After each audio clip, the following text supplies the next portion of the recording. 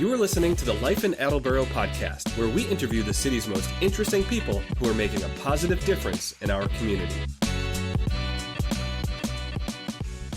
Hey everyone, I'm the host of the Life in Attleboro podcast, Mike Sullivan. I have a very special guest for you today, Attleboro's own Olympian Zuri Ferguson. She's a 17-year-old phenom with a great head on her shoulders and a need for speed in the pool. Zuri represented Trinidad and Tobago in the 100-meter backstroke. That's where both of her parents are from. What I enjoyed most about our discussion was how great of a person she is. Kudos to Zuri and her parents for that. And her story actually starts like a lot of children's right here in Attleboro, by taking swim lessons at the Y at a very early age. But it's Zuri's work ethic that really impressed me. I had Zuri walk us through her Olympic experience moment by moment. So enjoy episode 11 of the Life in Attleboro podcast. Okay, joining me now is Attleboro's own Olympian, 17-year-old Zuri Ferguson. Zuri, thank you so much. First question, how does it feel to have Olympian next to your name? Right now, it still doesn't feel super real. It's just a crazy title to have associated with me. So I'm sure it is, but thank you again for being a guest on the Life in Attleboro podcast. This is of course. super, super awesome. So thank you. You are going to be a senior this upcoming fall at Attleboro High School. You are a 3-time MIAA state champion, and you competed in the 100-meter backstroke in Paris just a short time ago. So we're going to get through all of that in just a few minutes because I want you to take us through that experience, get in the head of an Olympian, which is crazy. But I want to start at the beginning, Zuri, and go in order that way because it's all about the journey to get to that one moment. So let's start early on. When did you start swimming? When's that first time you hit the pool? Yeah, I started lessons when I was 3 at the Attleboro Y with Miss Noreen. Awesome. And then pretty soon after that, I joined my first club when I was 5, Attleboro Tsunami, which was with my coaches, Rory, Tom, and Michaela. They were all great. And then from there, I switched to my current team, Bluefish. And you started with the Bluefish when you were 10 years old? Yeah, around there. Okay. And what has that experience been over the past 7 years or so, just being a member of the Bluefish, that kind of team and community? Yeah, that's been so great. Like the team environment has been amazing and my coaches have been great, always there to support me and lead me in the right direction. Nice. So have you pretty much won every single race that you've ever been a part of? No, I haven't. There's Okay. many times when I come second, third, fourth, last. Just depends on the day, depends on who I'm racing against, but nothing's ever guaranteed.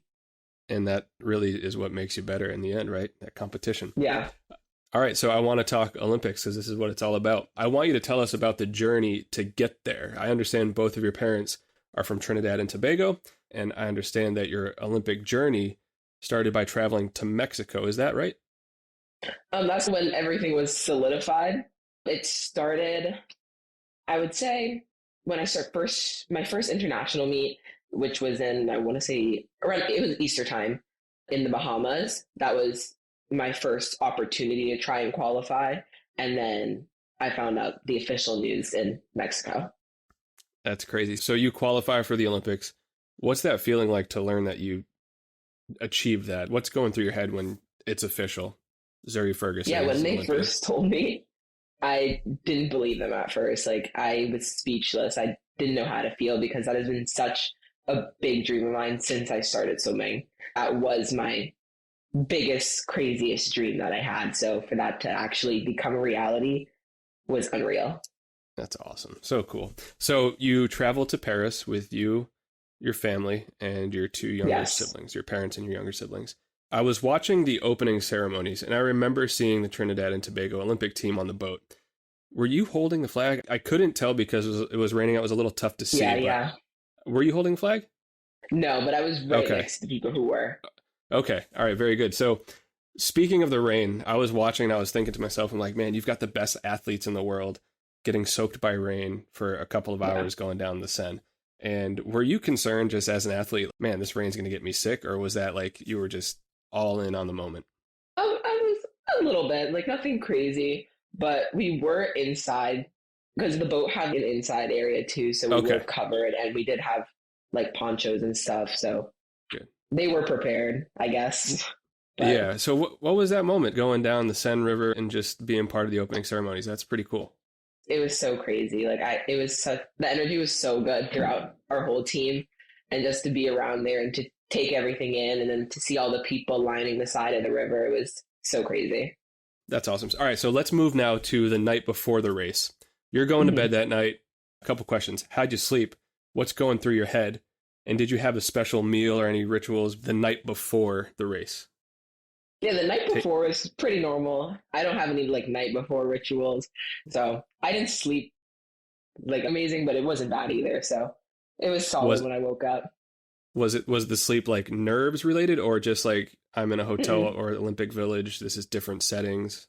Yeah, it's just slightly different. Just So it different. wasn't no nerves, at least Okay. from then. I love it. All right, let's get to that. So you wake up in the morning after your average sleep, as you say, a few hours before the race. What time do you wake up in the morning? What's your routine like before the race, before you arrive at the pool? What's your preparation like before you get there? Yeah, I think I woke up around like 7:30, and then I just went made sure I got enough food to fuel me through my race. And I did throw a couple snacks in my bag just in case I needed them. But What from then it what's was what just what's breakfast look like for an Olympian on the morning of? see, I day of meets I normally struggle getting my breakfast down, so I'll try and go for eggs if I can, or some sort of toast, or try to get some sort of protein as well. But it's always hit or miss with how much I'm actually able to get down.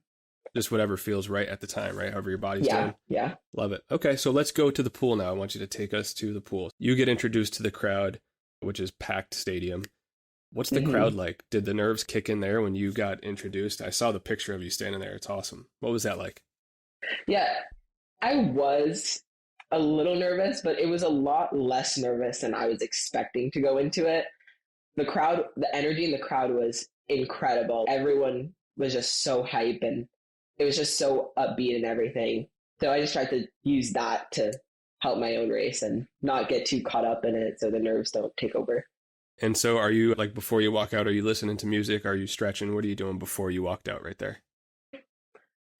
I listened to music before I was in the call room because they do have you go into a little room behind, and then they call you out heat by heat, and then they cycle people through like that. So Okay. when I was in the call room, I decided not to bring my headphones because I just wanted to take in the moment and not, Good for you. yeah. Good for you. 17 years old, taking the moment in. I love that. So let's move to the start now. So you've got your swim cap and your goggles on tight. You've trained your whole life for this race, this 1 minute race. All the practices and meets leading up to this race in Paris at the 2024 Olympics for 1 minute. So what is hmm going through your head a split second before that start bell goes off? Are you in the Um, zone? at that point, not too much. I just know to trust my training, and at that point, whatever happens, put my best effort and see where that takes me. All right, so this was the 100-meter backstroke. That's just Yeah. up and back, an all-out sprint. How'd the first 50 go? Is there a strategy in your first 50? Do you leave any in the tank for that last 50? Or is it just such a quick race, you're just all-out sprint the whole time? Yeah, I've definitely, it depends on the race. Like for some of them, I'll try and go out as hard as I can and see how far I can hold on for. Others, I'll try and control it the best I can and then come back as hard as I can. But this time I was just going for it because there was nothing to lose. So might as well leave it in the pool. I love that. So you hit the wall at that first 50, you make the turn back to the finish. Do you know in your head how you're doing at that point, or is it all so fast it just go as hard as you can? Do you have any idea of what your competition do? Do you even care what they're doing, or are you racing against yourself? It's definitely a mix of both because I felt like I was doing at least pretty well at the 50 point. For backstroke, at least me personally, I can normally see at least a lane, if I'm lucky, 2 lanes past me. Okay. So I try not to focus on them, but I do try and stay aware of them. But I was just racing, trying to get ahead if I could. So you hit the wall and you finish the race. What's that moment of uncertainty, waiting to see if you advance to the semis? Because obviously that is not an easy thing to do. You're going up against the rest of the best swimmers in the world. You are certainly one of them. So only the top 16, I think, out of 30 Yeah. something advance. So what's that moment like when you hit the wall, you turn around, you're looking at the big board to see what your time was? What's that? I was just happy. Even though it wasn't my best time ever, I was still happy I had the opportunity to race at all. So it was less like, even though it wasn't exactly what I expected, I was still really happy with it. So let's talk about that. You did absolutely amazing, by the way. Congratulations. I Thank believe you you. finished third in your heat. Is that right? Yes. Yeah. And what was your time? 102.75. All right. So swimming is extremely intense. So I think just the Yeah. top three, you and the other two, were separated by 0.2 of a second, which is ridiculous. Yeah, it was pretty Um, close. so how did that time of 102.75 match up to your personal best? I was about a second slower from my Okay. best time ever. All right. Regardless, what an experience. You've got to be proud of that. So I'm curious what's going through your head. I really just want to get into the head of an Olympian. So I appreciate you Yeah. giving us all insight into this. This is so cool. Yeah, of course. So what's going through your head as you're racing in the Olympics? Or is it, again, just so fast you black out, you're in your zone?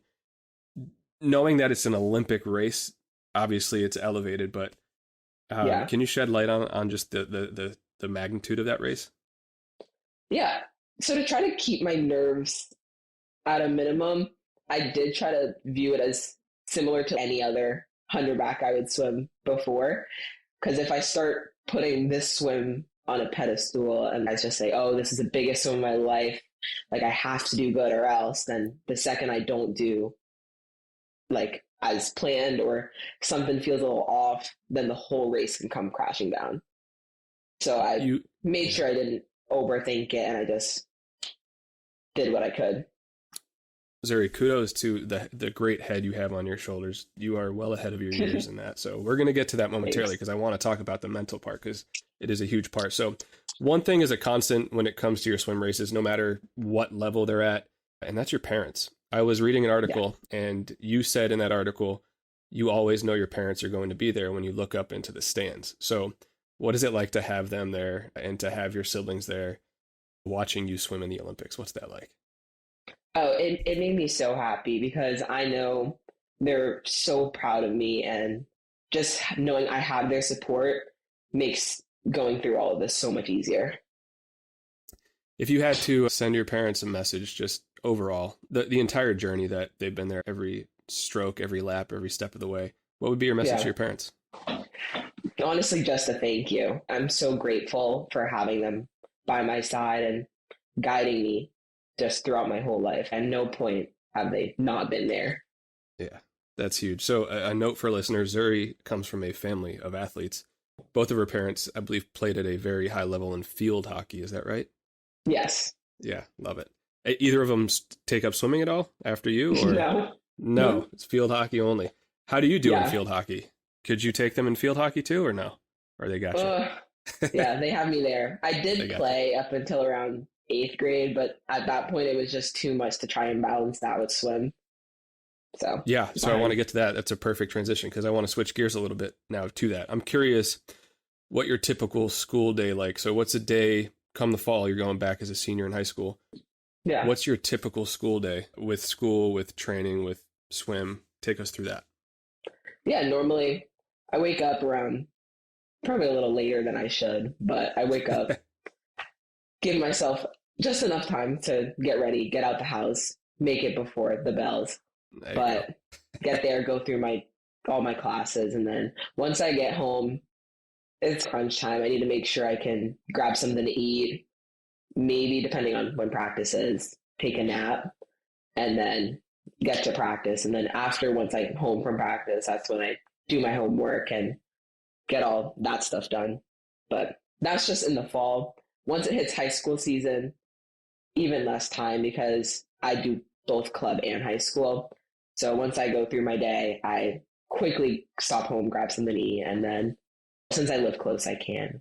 And then I head to high school practice and straight from high school practice to club practice and then home to do homework. That's what it takes to become an Olympian, huh? So you start your day, you're nonstop. What time are you finally done with your homework? What time are you finally getting some shut eye? Normally, I'll get to bed around like 11, 12 when it's really going. But Yeah, if I'm my lucky, I goodness. can get in 9, 10. All right, good. That's good. Sleep is important. Very good. Competing at such a high level and the schedule that you just mentioned, all of this can be stressful. especially for teenagers in today's world. It's different. How do you Yeah. manage to stay in a good headspace? What kinds of things do you do to keep calm and stay in that good headspace? Yeah. I feel like my biggest thing keeping me just in a good spot is all the people that surround me. I have such great friends at school, and I have great friends at swim, both high school and club. Just all those environments. It's not too taxing because I enjoy who I'm around and I enjoy what I'm doing. That's a great answer, Zuri. I love that. So I have a few more kind of miscellaneous questions, and then I'll let you get back to the pool because I know that's where you need to be. What is your strongest stroke? Is it the backstroke or is it something backstroke. different? Is that your favorite stroke as well, the back? Yeah. It is? Okay, cool. And as far as the 3 state titles, are those all backstroke or are those different as well? Mm-hmm. Those are all back. backstroke. All right. Yeah. So we're going to see you in the 2028 Olympic Games again in the backstroke. You're going to advance to the semis, and I want to see you, Zuri, going for that medal in 2028. Oh, that'd be great. I love that. Yeah, it's going to happen. So what's next for you after high school? So you got senior year, and then I know where you're going, but let the people know what's next. Yeah, currently I am committed to the University of Florida. So right after high school, I'm there. Yes, go Gators. Go Gators. I live down in Fort Myers. Yeah, really. I live down in Fort Myers, and I had family friends in Gainesville, and they had season tickets to the football games, and we would go, a few times, and just the overall atmosphere, the campus itself is beautiful. Oh, it's so nice. Yeah, you're gonna love it and just crush it. I'm so pumped for you. So I want to get to your coaches. What's your message to your coaches at Bluefish, the high school, every coach you've ever had, and your fellow swimmers, the community itself? Yeah, just another huge thank you for just all the support. And at no point did anyone stop believing in me and what I was capable of. And that just made everything so much easier to get done. So I want you to talk to the little girls and boys of Attleboro now. They see our own Zuri Ferguson appear in the Olympics, 17 years old. You started in the pool at 3. My little 3-year-old took swim lessons at the Y a few months ago. She's going back. What's your message to little girls and boys here in Attleboro who have seen you do what you do, know even bigger and better things are ahead, and they want to be like you? Yeah, at no point give up on your dreams. Like, always work toward them and try your hardest to make them possible, and eventually your hard work will pay off. Love that, and it certainly has for you. All right, are you ready for the rapid fire round? I want our listeners to get to know you even better, so you ready? Yeah. What's your favorite kind of food? Ooh, maybe Caribbean food. All right, get a little more specific. What certain kind of bowl, dish, anything? In Trinidad, there's a dish. It's more like a breakfasty type food. It's called doubles. It's very good. And I also love macaroni pie, which is very similar to baked mac and cheese. That sounds delicious. That'll fuel you for the pool. Yeah. Yes. Favorite kind of music? What were you listening to before the Olympic race? Probably anything by Rihanna or Drake. Okay, that's pump up music for sure. Yeah. What do you do for fun? It doesn't sound like you have much time, but what do you do for fun when you're not at school or training? If I can, I love going to the beach. One of my favorite things. Around here? Like the Cape or Rhode Island or any beach? It doesn't Normally matter. I'll head to Rhode Island, but occasionally we'll go in the direction of the Cape. All right, I love that. What is one thing most people don't know about you? I love doing crafts. Like painting, pottery, stuff in my hands. I love making bracelets too. All that's fun. Really? Did you sell them? Did you sell bracelets when you were a little kid? I definitely tried. Yeah.